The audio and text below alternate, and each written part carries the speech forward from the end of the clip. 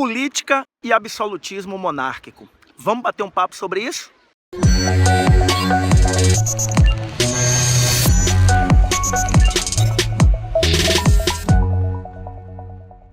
Bom, pessoal, hoje eu estou aqui tendo uma oportunidade histórica de visitar, de conhecer por dentro e por fora o famosíssimo e histórico Palácio de Versalhes, que fica em Versalhes, nas proximidades de Paris, aqui na França.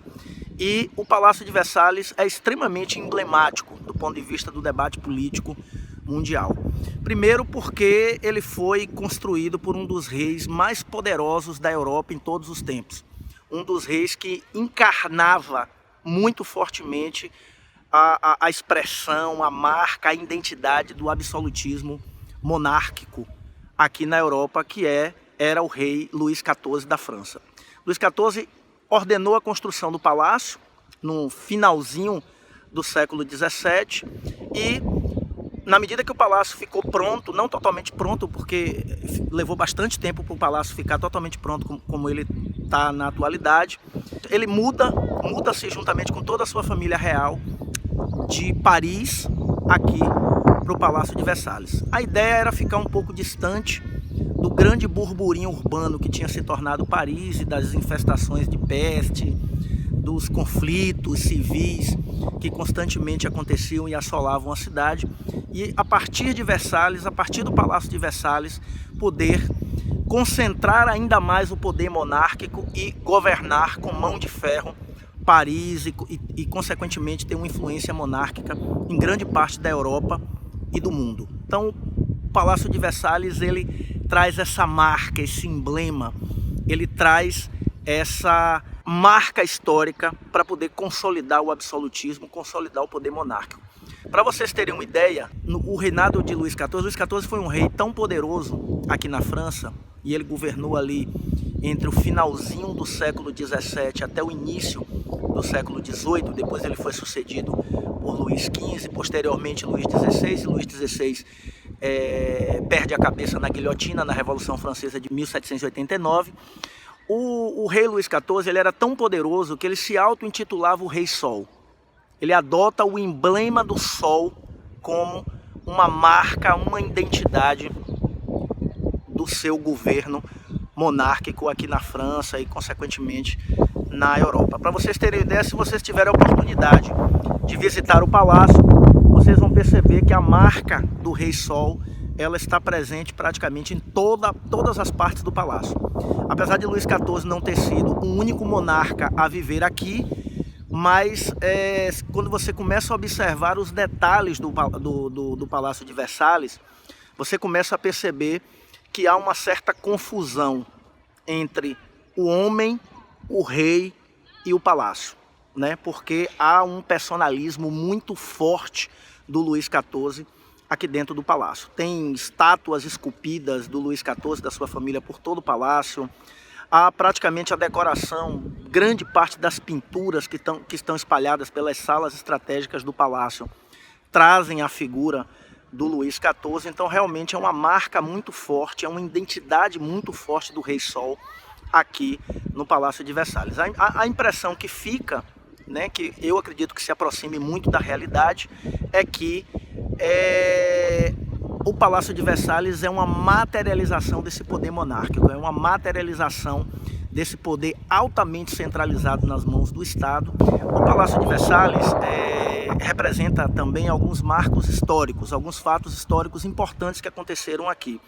Um deles que eu destacaria foi no período da Revolução Francesa, quando houve o grande levante do povo de Paris, e uma parte desse povo de Paris sitiou o palácio de Versalhes, e eles exigiram do rei que dispensasse a guarda, né?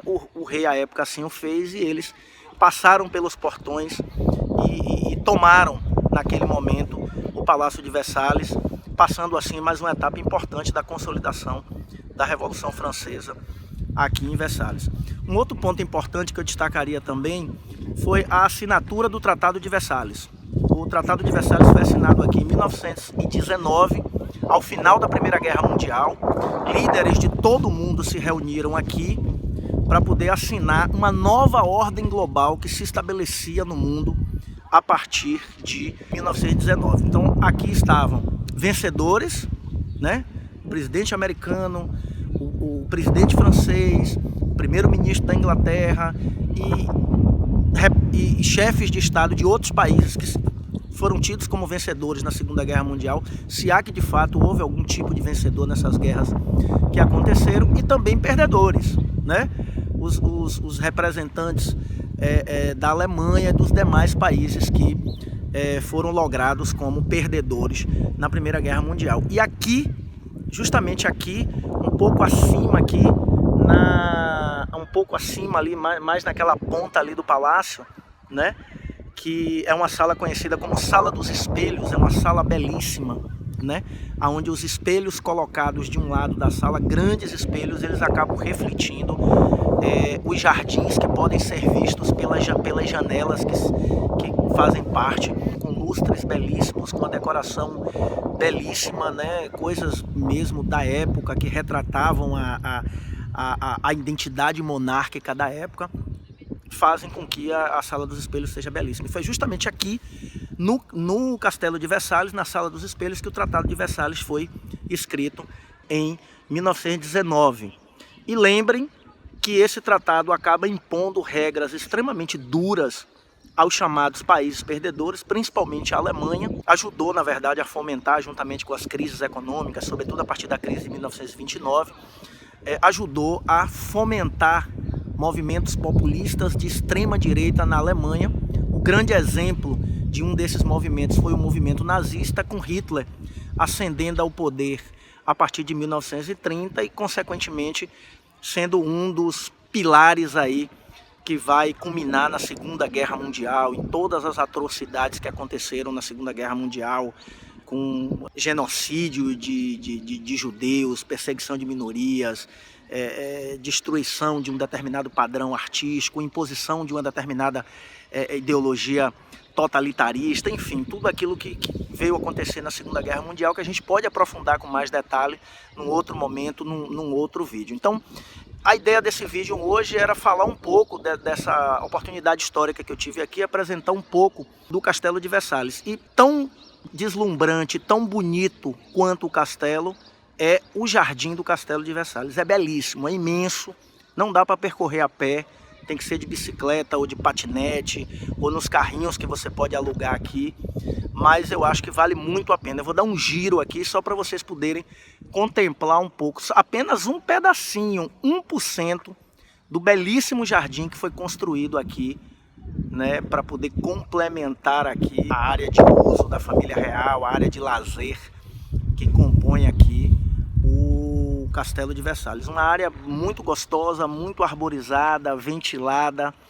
Realmente dá para passar o dia aqui, fazer um piquenique, contemplar todas as belezas do Castelo de Versalhes e depois contemplar todas as belezas dessa área verde magnífica que foi construída aqui ao longo do Castelo de Versalhes. Então, só para finalizar, o Castelo de Versalhes materializa, né, esse poder concentrado nas mãos do Estado, materializa o chamado Rei Sol, o grande poder que Luís XIV concentra como rei da França e, consequentemente, a sua influência na Europa e boa parte do mundo.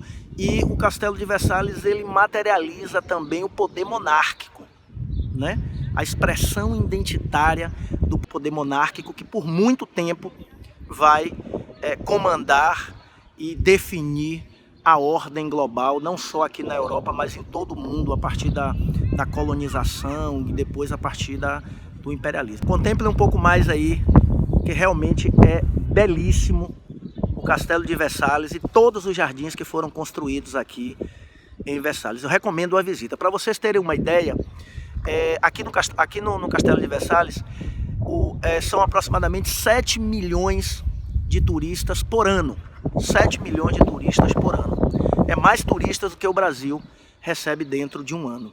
Isso dá um indicador para a gente que tem alguma coisa muito errada com a política de turismo no Brasil, tem alguma coisa muito errada com as políticas públicas de valorização e de conservação da nossa história e da nossa cultura aí no Brasil. Então fica a dica, o Brasil tem que abrir o olho, tem que valorizar o que tem de bom, tem que valorizar a sua história, tem que valorizar a sua cultura para que possa também ter sustentabilidade, ter turistas, ter sustentabilidade econômica, a gente possa preservar essa história, essa cultura e, consequentemente, oportunizar espaços maravilhosos como esse aqui do Castelo de Versalhes, para que outras pessoas do próprio país e do mundo também possam aproveitar e conhecer toda a nossa história, toda a nossa cultura, tá bom? Fico por aqui.